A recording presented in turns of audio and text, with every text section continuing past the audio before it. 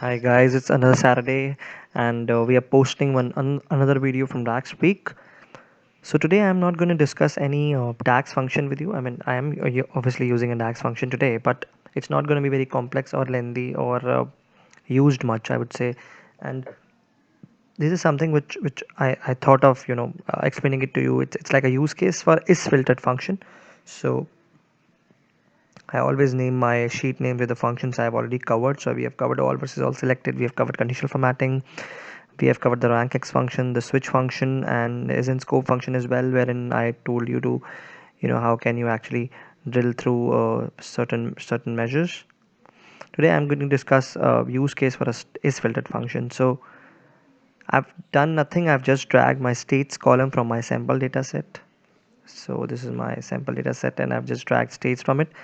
Once we select a state, boom, city comes out. Now I'm not using any bookmarks. This is a simple slicer which Microsoft Power BI has to offer you. So what it does is whenever you deselect it, it goes away, and when you select it, it comes back. Right? So this is what happens when you use this is filtered function. So let us see what I've done here. I've just created this measure slicer based on user selection.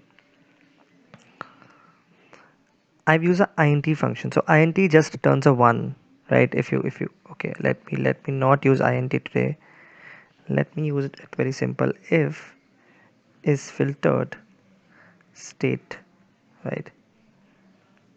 Then give me a 1, otherwise give me a 0.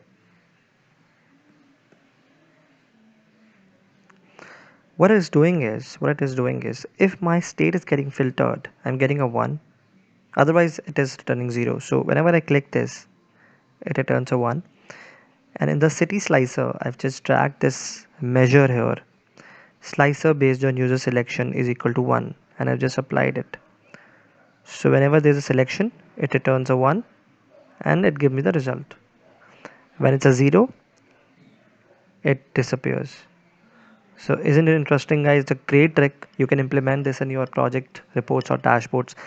I think that it is a way it is beneficial, because sometimes what happens is you have two slices and you don't want the user to select the second slicer. You would want the user to select the first and then the second, but because you don't have any control over it, the user might end up selecting the second one, and then he has to deselect, and he'll call you, or he'll tell you that this is something which I don't want. So this is a solution to that problem, that you just have this filter whenever this is getting filtered.